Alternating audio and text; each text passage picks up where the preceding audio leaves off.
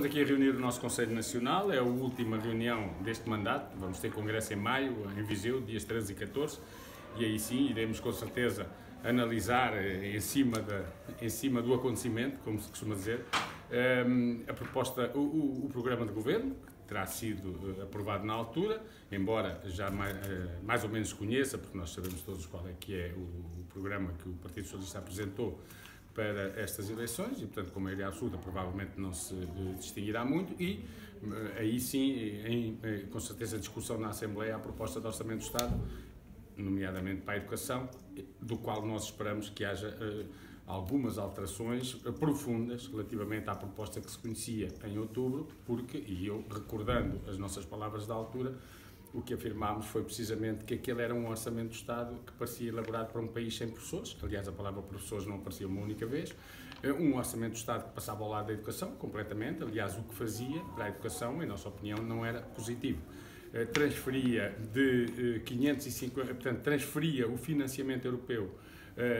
que substituía assim o financiamento que o Orçamento do Estado deveria prever de 553 para quase 1.000 milhões de euros, o que é, digamos, uma transferência para um tipo de financiamento que também tem exigências, não é? Porque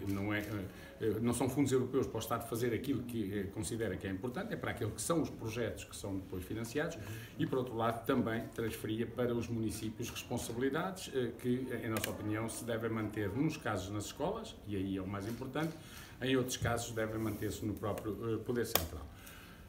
Dito isto, e porque o Congresso se realizará com certeza no momento em que essa discussão estará e, portanto, aprofundaremos, o que aqui também estivemos a ver foi, sobretudo e em primeiro lugar, a composição do Governo e, em particular, a composição do Governo nas áreas que têm a ver com o ensino, seja básico e secundário, o ensino superior e ciência, mas também o que tem a ver com a investigação, neste caso a investigação científica, até porque é dessa área que vem a Ministra. Relativamente, e começando pelo ensino superior, dizer que, pronto, não analisando nós pessoas, obviamente, aquilo que esperamos é que seja possível finalmente passar de um clima, eu diria, de diálogo para um quadro de diálogo consequente. Ou seja, o ministro anterior, o ministro Manuel Leitão, nunca fechou as portas a dialogar, nunca fechou as portas a podermos conversar, mas o certo é que essa conversa e esse diálogo não resultou quase nada e, portanto, praticamente não houve nada que tivesse sido resolvido, sei lá, o regime jurídico das instituições de ensino superior, que tem 10 anos de atraso neste momento de ser revisto, nem sequer foi tocado, ou foi avaliado, ou foi discutido. Aspectos que têm a ver com as carreiras dos docentes e também dos investigadores não mereceram qualquer tipo de apreciação. O próprio Ministro chegou a apresentar, o Ministro Manuel Leitão, um documento que era um pacto para nós podermos estabelecer as áreas nas quais se iria avançar com algumas alterações a nível do diálogo entre as partes, mas sobretudo da negociação de soluções e, na verdade, depois de nos pedir um parecer ao seu documento, ignorou-o completamente, incluindo o seu documento, não apenas o parecer, e chegámos ao fim, tivemos muitas reuniões, tivemos, de facto, muitos momentos em que pudemos trocar impressões, mas o balanço daquilo que foram os resultados disso é zero, ou praticamente zero, pronto, vamos dizer que é um zero absoluto. Relativamente à educação, ao Ministério da Educação, aquilo que todos já sabemos é que vamos ter, provavelmente, o governante que durante mais anos vai ficar vai ficar dentro da equipa ministerial, ou seja, na governação. O Dr. João Costa, como se sabe, foi Secretário de Estado da Educação, a seguir passou para Secretário de Estado Adjunto e agora é Ministro, já lá está há 6 anos. Tem uma vantagem, o facto de já estar há 6 anos no Ministério da Educação, é que não precisa dos tais 100 dias de estado de graça para poder conhecer dossiês. Portanto, conhece perfeitamente os dossiês, sabe exatamente quais são os problemas, tem a noção perfeita de que, por exemplo, há um problema de subfinanciamento da educação, que está quase metade, ou pouco acima de metade, mas abaixo dos 2/3, por ser mais precisos, daquilo que são as próprias recomendações internacionais de que os Estados devem ter na ordem dos 6% do produto interno bruto para a educação, nós estamos em 3,9%, sabe que muitos dos problemas que as escolas têm decorrem precisamente desse subfinanciamento que procuraram resolver nos últimos anos à custa dos tais fundos europeus e agora pretendem à custa da municipalização. E, em relação aos professores, o professor João Costa sabe tão bem como qualquer um de nós o problema da falta de professores. Sabe que esse é um problema que hoje é disfarçado com o recurso pelas escolas a muitas pessoas que não são habilitadas para a docência, mas que também não estão, poderiam ter habilitação própria, mas estarem num processo de poder vir a profissionalizar-se, mas não, ele procura resolver isto da forma, enfim, que for mais rápida, ainda que possa trazer problemas do ponto de vista depois do próprio ensino. Mas a questão principal é que conhece, e portanto nesse aspecto o professor João Costa tem a vantagem de não precisar de ir informar-se, está informado. A perspectiva então é de haver uma melhoria em relação ao que acontecia com o anterior ministro. Com o anterior ministro, para que a atratividade da profissão passa por valorizar as carreiras, passa por combater a precariedade, passa por melhorar as condições de trabalho, passa por rejuvenescer o corpo docente e, em relação ao anterior ministro, o professor João Costa, sendo corresponsável, porque já era o secretário de Estado adjunto, de um quadro de bloqueio absoluto ao diálogo e à negociação que nós tivemos ao longo dos últimos 3, 4 anos, a verdade é que algumas das poucas reuniões que se realizaram foram com o professor João Costa. Precisamente nesta legislatura, por exemplo, houve uma reunião com o Ministro e depois as outras 4 ou 5 foram todas com a presença do secretário de Estado. Isto para dizer o quê? Que o obriga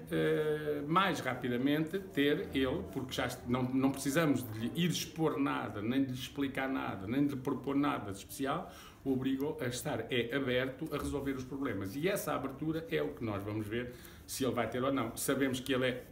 era o responsável, eventualmente até havia quem dissesse que era já ele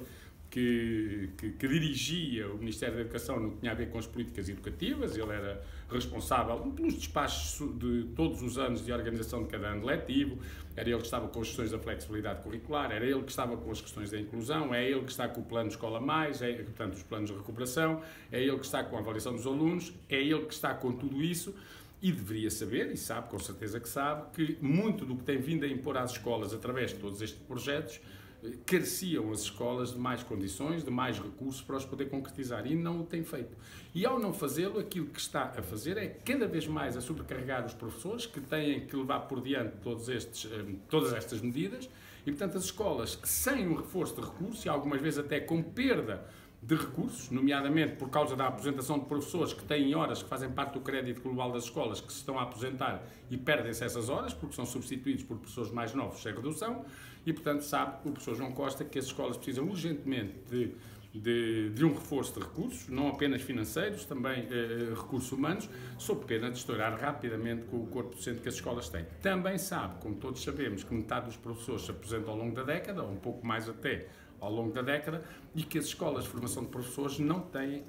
número suficiente de pessoas que estejam, de jovens, neste momento, a tirar os cursos para professores. Era preciso, por isso, atrair os milhares de professores que já existem, mas que saíram da profissão, voltar a trazê-los, e também atrair jovens, evidentemente, adolescentes, no fim do secundário, para os cursos de formação de professores. Mas para isso é preciso que eles saibam que não vão ficar 20 anos em precariedade, que não vão ficar fora dos quadros até aos 50 anos de idade, que vão ter uma carreira que é valorizada e que conseguem chegar ao topo e que não ficam travados a meio da carreira numas vagas que são para aí criadas, e, portanto, era preciso isso tudo. Agora, estes são os desafios que o professor João Costa tem, que nós esperamos que tenha abertura para negociar soluções, que haja uma reunião rápida com o próprio Ministro da Educação. Aliás, mal a Assembleia da República, no dia a seguir à Assembleia da República tomar posse, a FENPROF vai entregar uma petição que tem neste momento cerca de 20.000 assinaturas, em que as pessoas exigem precisamente soluções nestes níveis: combate à precariedade, carreiras, a questão da avaliação de desempenho, do tempo de serviço, problemas que têm a ver com as condições de trabalho e a aposentação. No dia a seguir à tomada de posse lá estaremos, e também na forma de abaixo-assinado entregaremos ao Ministro da Educação, ou assim que se realizar a primeira reunião, se ela for rápida. Se ela demorar, iremos entregar exatamente para exigir a reunião.